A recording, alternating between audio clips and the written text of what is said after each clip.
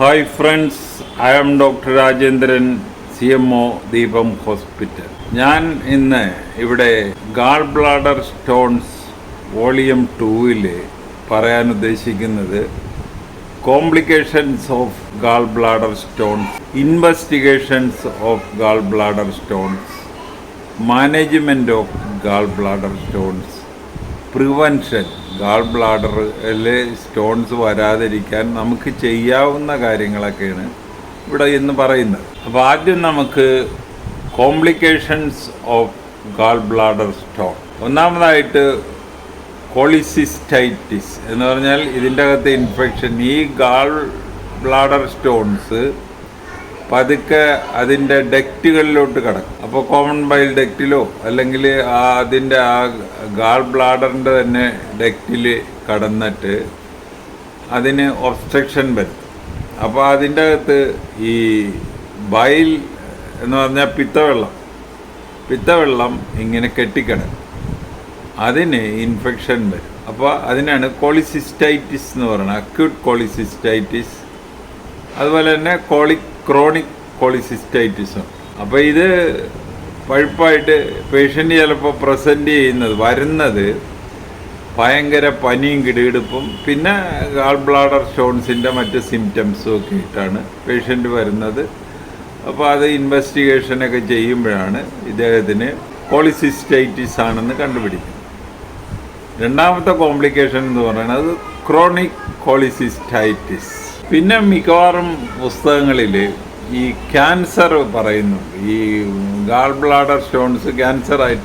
പക്ഷേ ഇത് വളരെ വളരെ റെയറാണ്. അപ്പോൾ നമ്മൾ യാതൊരു സിംറ്റമും ഇല്ലാതെ ഒരു ഗാൾ ബ്ലാഡർ സ്റ്റോൺ ഇങ്ങനെ ഇരിക്കുകയാണ്.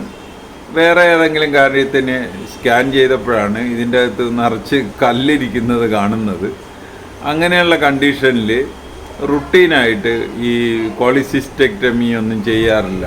കാരണം ഈ ക്യാൻസർ വരും എന്ന് പറഞ്ഞുകൊണ്ട് ഈ റുട്ടീനായിട്ട് കോളിസിസ്റ്റെക്ടമി ചെയ്യാറില്ല. അടുത്ത ഒരു കോംപ്ലിക്കേഷൻ എന്ന് പറയുന്നത് പെർഫറേഷൻ. ഈ ഗാൾ ബ്ലാഡർ ഇൻഫെക്ഷനൊക്കെ വന്നിട്ട് അത് പെർഫറേറ്റ് ചെയ്ത് അത് ആ ലോക്കൽ ഏരിയയിൽ തന്നെ വേണം തങ്ങി നിൽക്കാം, അല്ലെങ്കിൽ ജനറലൈസ്ഡ് പെരിറ്റോണിറ്റൈറ്റിസ് ആയിട്ട് മാറാം. അതൊരു സീരിയസ് കണ്ടീഷൻ. അടുത്ത ഒരു കോംപ്ലിക്കേഷൻ എന്ന് പറയുന്നത് ഒബ്സ്ട്രക്റ്റീവ് ജോണ്ടിസ്. ഇതൊക്കെ സീരിയസ് കണ്ടീഷനുകളാണ്. ഇപ്പോൾ ഇവിടെ ഈ കല്ല് ഗാൾ ബ്ലാഡറിൽ നിന്ന് പതുക്കെ പുറത്തോട്ട് കിടന്നു. അപ്പോൾ ഈ ഇതുണ്ടല്ലോ, ഈ കോമൺ ബൈൽ ഡക്റ്റ് എവിടെയെങ്കിലും കയറി ഇരുന്ന് കഴിഞ്ഞാൽ ബൈല് ഡുവോഡിനത്തിലോട്ട് വരുന്നത് തടസ്സപ്പെടും. അങ്ങനെ ബ്ലഡിൽ ബിലിറൂബിൻ വളരെ കൂടിക്കൊണ്ടിരിക്കും. അതിനാണ് ഒബ്സ്ട്രക്റ്റീവ് ജോണ്ടിസ് എന്ന് പറയുന്നത്.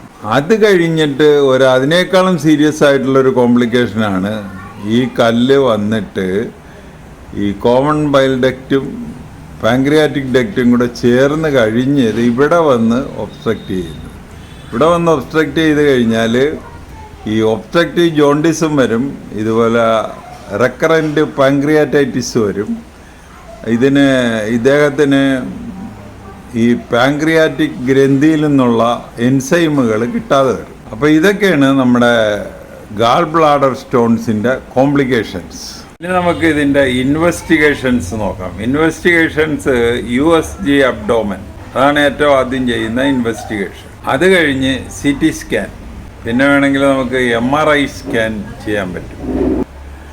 അടുത്ത ഒരു ഇൻവെസ്റ്റിഗേഷൻ എന്ന് പറയുന്നത് എൻഡോസ്കോപ്പ്, റിട്രോഗ്രേഡ് കൊളാഞ്ചിയോ പാങ്ക്രിയാറ്റോഗ്രാഫ്. ഇതും ഒരു കല്ലിൻ്റെ ഏതെങ്കിലും പൊസിഷനിൽ ഇരിക്കുന്നത് കണ്ടുപിടിക്കാനുള്ള ഒരു ടെസ്റ്റാണ്. പിന്നെ നമ്മൾ ബ്ലഡ് ടെസ്റ്റുകൾ, ഈ ലിവർ ഫങ്ഷൻ ടെസ്റ്റ്, അതുപോലെ ഇൻഫെക്ഷൻ്റെ ടെസ്റ്റുകൾ, ബ്ലഡ് റുട്ടീൻ. അപ്പോൾ ഇതൊക്കെയാണ് ഇതിൻ്റെ ഇൻവെസ്റ്റിഗേഷൻ. ഇനി ഇതിൻ്റെ മാനേജ്മെൻറ്റ്. ആദ്യമായിട്ട് ഇദ്ദേഹത്തിന് ഈ വോമിറ്റിംഗ്, പെയിൻ ഇതെല്ലാം കുറക്കണം. അപ്പോൾ ഈ പെയിന് യാതൊരു കാരണവശാലും മോർഫിൻ, പെതിഡിൻ ഇതുപോലുള്ള സംഗതികൾ കൊടുക്കരുത്. മോർഫിനും പെതിഡിനും ഒക്കെ ഈ സ്പാസം ഓഫ് സ്പിങ്ക്റ്റേഴ്സ് വരുന്നതാണ്. അപ്പോൾ ഈ പെയിൻ കൂടാനുള്ള സാധ്യതകളുണ്ട്. നമുക്ക് വേണമെങ്കിൽ അട്രോപ്പിൻ കൊടുക്കാം, അല്ലെങ്കിൽ ഈ ഓവറാൻ പോലുള്ള ഡൈക്ലോഫെനാക്ക് പോലുള്ള സാധനങ്ങൾ കൊടുക്കുക. അതുപോലെ ഛർദിൽ കൂടുതലായിട്ടുണ്ടെങ്കിൽ അദ്ദേഹത്തിന് എമിസെറ്റ് പോലുള്ള ഛർദിലിൻ്റെ ഇഞ്ചക്ഷൻ, പിന്നെ IV ഫ്ലൂയിഡ് ഒക്കെ കൊടുക്കാം. ഇതൊക്കെ കഴിഞ്ഞിട്ട് the treatment of gall bladder stone. അപ്പോൾ ദി ട്രീറ്റ്മെൻറ്റ് എന്ന് പറയുന്നത് കോളിസിസ്റ്റെക്ടമി. ഈ ഗാൾ ബ്ലാഡർ അങ്ങ് എടുത്ത് കളയുക. ഈ ഗാൾ ബ്ലാഡറിന് ആകെയുള്ള ഫങ്ഷൻ ഇതാണ്. ഒന്ന്, പിത്തവെള്ളം സൂക്ഷിച്ചു വെക്കുക, അതിനെ ഇച്ചിരി കൂടെ കോൺസെൻട്രേറ്റഡ് ആക്കുക. അത് കഴിഞ്ഞിട്ട് അതിനെ ഈ ഡുവോഡിനത്തിലോട്ട് റിലീസ് ചെയ്യുക. അപ്പോൾ ഈ ഗാൾ ബ്ലാഡർ ഏതെങ്കിലും കാരണവശാൽ ഇപ്പോൾ നമുക്കിങ്ങനെ സിവിയർ പെയിനൊക്കെ വരികയാണെങ്കിൽ എടുത്ത് കളഞ്ഞു എന്നും പറഞ്ഞൊന്നും സംഭവിക്കാൻ പോകുന്നില്ല. അപ്പോൾ ഇത് 2 തരമുണ്ട്. ഒന്ന്, വയറ് തുറന്നിട്ടുള്ള ഒരു സർജറി. 2, ഈ കീ ഹോൾ സർജറി, എൻഡോസ്കോപ്പ് ഉപയോഗിച്ച് കീ ഹോൾ സർജറി. ഈ കീ ഹോൾ സർജറി ആണെങ്കിൽ വേറെ കോംപ്ലിക്കേഷൻസ് ഒന്നും ഇല്ലെങ്കിൽ പേഷ്യൻറ്റിന് അന്ന് തന്നെ വീട്ടിൽ രാവിലെ വന്നിട്ട് വൈകുന്നേരം വീട്ടിൽ പോകാൻ പറ്റും. അതേ സമയത്ത് പുള്ളിക്ക് ഇൻഫെക്ഷൻ, ഇപ്പോൾ കോളിസിസ്റ്റൈറ്റിസ് ഒക്കെ ഉണ്ടെങ്കിൽ അതിന് ആൻറ്റിബയോട്ടിക് ഒക്കെ കൊടുത്തിട്ട് അത് കൺട്രോൾ ചെയ്ത് കഴിഞ്ഞിട്ട് മാത്രം കോളിസിസ്റ്റെക്ടമി ചെയ്യാൻ പറ്റത്തുള്ളൂ. അപ്പോൾ ചിലപ്പോൾ കുറച്ച് ദിവസം അദ്ദേഹം ഹോസ്പിറ്റലിൽ തങ്ങേണ്ടി വരും. പിന്നെ പല പരസ്യങ്ങളും ഇങ്ങനെ കാണാറുണ്ട്, കല്ലലിയിച്ച് കളയുന്ന മരുന്ന്, കല്ല് ചാടിക്കുന്ന മരുന്ന്. ഇതൊന്നും യാതൊരു കാരണവശാലും ചെയ്യാതിരിക്കുക. ഏറ്റവും ദോഷം ചെയ്യുന്നത് ഈ കല്ല് ചാടിക്കുന്ന മരുന്നുകളാണ്. ഈ കല്ല് ചാടിയിട്ട് അത് ഒന്നുമില്ലെങ്കിൽ കോമൺ ബൈൽ ഡക്റ്റിൽ ഒബ്സ്ട്രക്ഷൻ വരുത്താം, അവിടെ പോയിരിക്കാം. അല്ലെങ്കിൽ കോമൺ ബൈൽ ഡക്റ്റും പാങ്ക്രിയാറ്റിക് ഡക്റ്റും കൂടെ ചേർന്ന് കഴിഞ്ഞിട്ട് വന്ന ഒബ്സ്ട്രക്ഷൻ, ഇതെല്ലാം വളരെ വളരെ സീരിയസ് കണ്ടീഷനായിട്ട് മാറും. അതുകൊണ്ട് യാതൊരു കാരണവശാലും ഈ ചാടിക്കുന്ന മരുന്ന്, അലിയിക്കുന്ന മരുന്നൊന്നും കഴിക്കരുത്. ഇനി നമുക്ക് ഒരു പരിധിവരെ ഇത് പ്രിവെൻറ്റ് ചെയ്യാനുള്ള മാർഗങ്ങളെ പറ്റി പറയാം. ഒന്ന്, ഈ കൊഴുപ്പ് കൂടിയ ഭക്ഷണങ്ങൾ, കൊഴുപ്പും കൊളസ്ട്രോളും ഒക്കെ കൂടിയ ഭക്ഷണങ്ങൾ കഴിവതും അവോയ്ഡ് ചെയ്യും. അതുപോലെ ഫൈബർ കണ്ടൻറ്റ് കൂടുതലുള്ള ഭക്ഷണങ്ങൾ കഴിക്കുക. അതുപോലെ ഒരു ദിവസം 1 മണിക്കൂറെങ്കിലും നല്ലപോലെ എക്സർസൈസ് എന്ന് പറഞ്ഞാൽ എയറോബിക് എക്സർസൈസ് 1 മണിക്കൂറെങ്കിലും ചെയ്യുക. അതുപോലെ ഫ്രൂട്ട്സും വെജിറ്റബിൾസും ഒക്കെ കൂടുതലായിട്ട് കഴിക്കുക, കൂടുതൽ വെള്ളം കുടിക്കുക. അതുപോലെ ഭയങ്കര തടിയുള്ള ഒബിസിറ്റി ഉള്ളവർ ഈ പെട്ടെന്ന് തടി കുറക്കാനുള്ള കുറേ മാർഗങ്ങൾ ഉണ്ട്. അതൊന്നും സ്വീകരിക്കാതിരിക്കുക. തടി ഗ്രാജുവലായിട്ട് കുറക്കാൻ ശ്രമിക്കുക. പട്ടിണി കിടക്കുന്ന രീതികൾ എന്ന് പറഞ്ഞു കഴിഞ്ഞാൽ ഈ പലതരം വ്രതങ്ങളൊക്കെ ഉണ്ടല്ലോ, അതൊക്കെ കഴിവതും അവോയ്ഡ് ചെയ്യുന്നതാണ് നല്ലത്. ഒരു ബാലൻസ്ഡ് ഡയറ്റ് എപ്പോഴും കഴിക്കാനായിട്ട് ശ്രദ്ധിക്കുക. അപ്പോൾ ഇതൊക്കെയാണ് ഗാൾ ബ്ലാഡർ സ്റ്റോൺസ് വരാതിരിക്കാൻ അല്ലെങ്കിൽ പ്രിവെൻറ്റ് ചെയ്യാനുള്ള, ഒരു പരിധിവരെ പ്രിവെൻറ്റ് ചെയ്യാനുള്ള മാർഗങ്ങൾ.